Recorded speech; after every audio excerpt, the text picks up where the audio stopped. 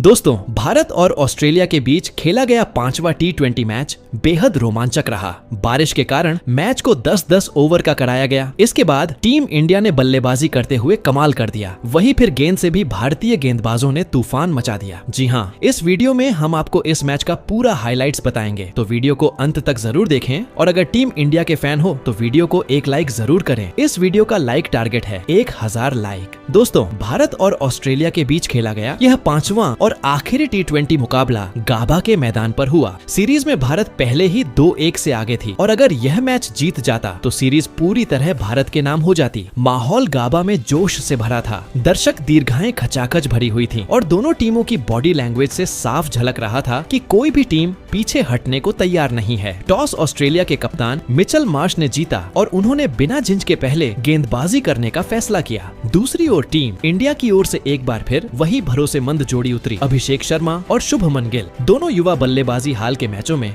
शानदार फॉर्म में थे और आज भी उनसे तेज शुरुआत की उम्मीद थी। पहला ओवर डालने आए बाएं हाथ के गेंदबाज बने ड्वार्श स्वेस। उनके सामने थे अभिषेक शर्मा, जो पहली ही गेंद से आत्मविश्वास से भरे नजर आ रहे थे। ओवर की चौथी गेंद पर उन्होंने बाहर निकलकर ऑफ साइड की दिशा में एक खूबसूरत चौका जड़ दिया। गेंद हवा को चीरती हुई पॉइंट और कवर के बीच से निकल गई। दर्शक झूम उठे। ड्वार्श स्वेस ने अगली गेंद पर उन्हें धोखा देने की कोशिश की, पर अभिषेक फिर एक बड़ा शॉट खेलने चले गए। गेंद ऊंची उठी लेकिन किस्मत ने उनका साथ दिया। मिड ऑफ पर ग्लेन मैक्सवेल ने एक बेहद आसान कैच टपका दिया। ऑस्ट्रेलिया के कप्तान के चेहरे पर निराशा साफ दिखी। वहीं ओवर की आखिरी गेंद पर शुभमन गिल ने भी अपनी क्लास दिखाई। मिड विकेट की दिशा में टाइमिंग के साथ एक शानदार चौका लगाया। पहला ओवर खत्म होते ही भारत ने 11 रन बना लिए। बिल्कुल वही तेज शुरुआत जिसकी उम्मीद की जा रही थी। दूसरा ओवर लेकर आए जेवियर बॉटलेट। उनकी शुरुआती 4 गेंदें बहुत कसी हुई थी, जिनसे भारत सिर्फ 3 रन ही जुटा पाया। लेकिन 5वीं गेंद पर गिल ने अपनी कलाइयों का जादू दिखाया।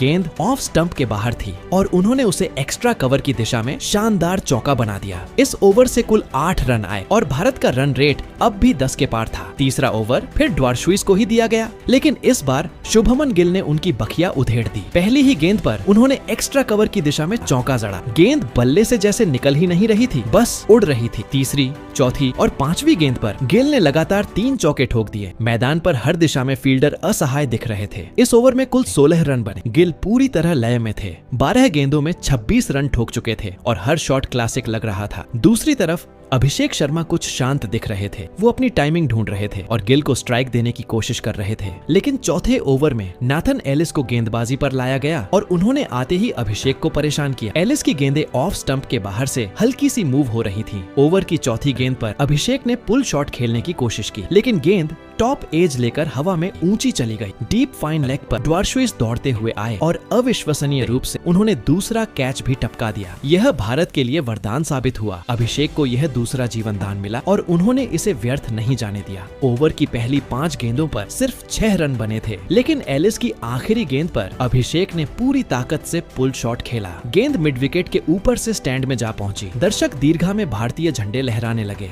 यह जैसे भारतीय पारी के मूड को और ऊंचा उठा गया। अभिषेक ने उस स्लोअर बॉल को देर से पढ़ा और फिर पूरे नियंत्रण के साथ मारा। 4.5 ओवर तक भारत का स्कोर 52 रनों तक पहुंच गया था। बिना किसी विकेट के टीम इंडिया ने जबरदस्त शुरुआत कर ली थी। गिल 26 रन पर बल्लेबाजी कर रहे थे और अभिषेक शर्मा 18 रन तक पहुंच चुके थे। दोनों बल्लेबाजों ने ऑस्ट्रेलिया के गेंदबाजों पर दबाव बना दिया था। भारत की यह ओपनिंग साझेदारी अब ऑस्ट्रेलिया के लिए सिर दर्द बन चुकी थी। लेकिन तभी मौसम ने मैच की रफ्तार रोक। अचानक आसमान में बिजली चमकने लगी और मैच रोकना पड़ा। थोड़ी देर बाद तेज बारिश शुरू हो गई, जो करीब 2 घंटे तक चलती रही। बारिश थमने के बाद जब मैच दोबारा शुरू हुआ तो इसे घटाकर 10-10 ओवर का कर दिया गया। इसके बाद अभिषेक शर्मा और शुभमन गिल फिर से बल्लेबाजी करने मैदान पर उतरे। एक बार फिर वही पुराना जोश लेकर। छठा ओवर एलिस गेंद लेकर आए, लेकिन उनके सामने थे आत्मविश्वास से लबरेज शुभमन गिल। पहली गेंद पर उन्होंने 1 रन लेकर स्ट्राइक अभिषेक को दी। अगली गेंद पर अभिषेक ने कदमों का बेहतरीन इस्तेमाल किया और गेंद को मिड विकेट के ऊपर से ऊंचा उड़ा दिया। गेंद सीधी दर्शक दीर्घा में जा गिरी। भारतीय दर्शक झूम उठे, लेकिन एलिस ने तुरंत वापसी की। अगली ही गेंद पर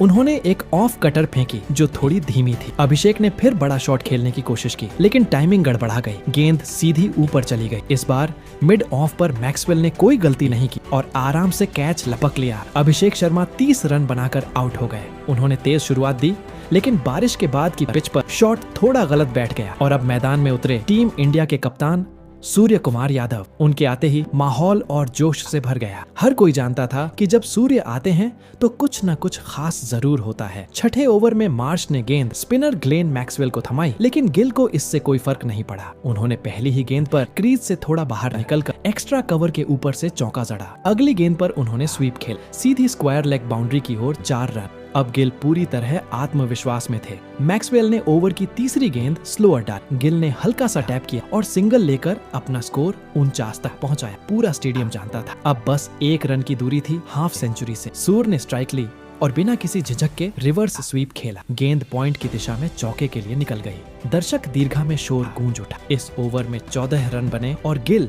अब 49 पर थे। 7वें ओवर में मार्कस स्टाइनिस गेंद लेकर आए। पहली गेंद ऑफ स्टंप के बाहर थी। गिल ने उसे कवर की दिशा में ड्राइव किया, सिंगल पूरा किया और इसके साथ ही उन्होंने अपनी शानदार 50 पूरी की। सिर्फ 24 गेंदों। उन्होंने बल्ला ऊपर उठाया, मुस्कुराए और दर्शकों की ओर झुके। अब स्ट्राइक पर थे सूर्य कुमार यादव। स्टाइनिस ने उनकी परीक्षा लेने की कोशिश की, लेकिन सूर्य ने अपनी 360 शैली दिखा दी। दूसरी गेंद पर उन्होंने फाइन लेग की दिशा में दिलकश फ्लिक खेला और चौका जड़। इसके बाद अगली गेंद पर बैक फुट पर जाकर पॉइंट के ऊपर से जड़ दी। सूर्य की एंट्री वैसी ही थी जैसी हर फैन उम्मीद करता है, धमाकेदार। स्टाइनिस के इस ओवर से कुल 18 रन निकले। भारत का स्कोर अब 7 ओवर में 84 रन तक पहुंच गया। गिल 51 पर नॉट आउट थे। सूअर 11 रन बनाकर तेजी से लय पकड़ चुके थे। अब 8वें ओवर में ऑस्ट्रेलिया के कप्तान मिचेल मार्श ने गेंद थमाई अपने सबसे अनुभवी स्पिनर एडम जैम्पा को। बारिश के बाद की पिच अब थोड़ी धीमी हो चुकी और यही जैम्पा के लिए फायदेमंद। जैम्पा की पहली गेंद पर गिल ने कदमों का इस्तेमाल करते हुए एक्स्ट्रा कवर के ऊपर से चौका जड़ा। बेहद क्लासिक शॉट। गिल अब 55 रनों पर पहुंच गए और शानदार लय में थे, लेकिन जैम्पा ने अगली ही गेंद पर जाल बिछा दी।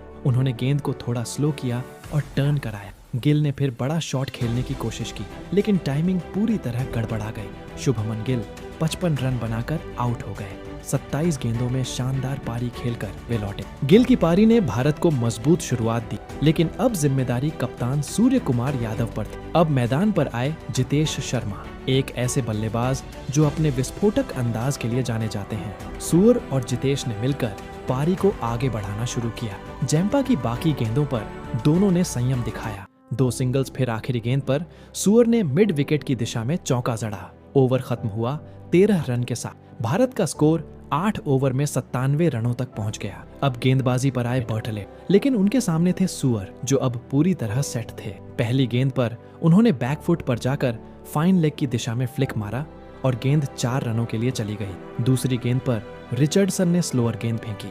सूर्य ने टाइमिंग का जादू दिखाया, सीधा मिड विकेट के ऊपर से ठोक दिया। गाबा की भीड़ में शोर गूंज उठा। तीसरी गेंद पर उन्होंने सिंगल लेकर स्ट्राइक जितेश को दी। अब जितेश ने भी कमाल दिखाया।